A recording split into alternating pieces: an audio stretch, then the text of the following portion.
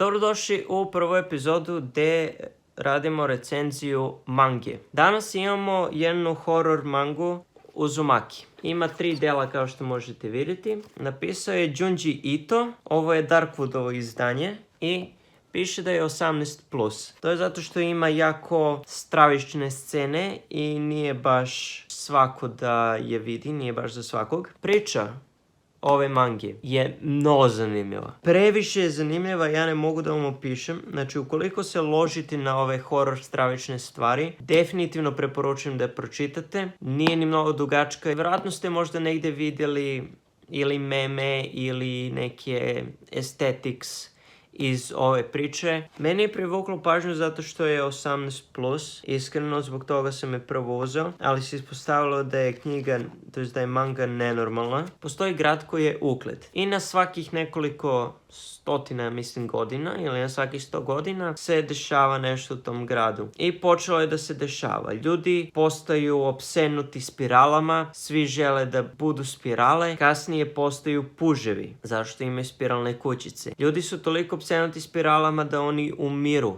u spiralama. Cura i njen dečko pokušavaju da saznaju šta se dešava, da spreče to sve.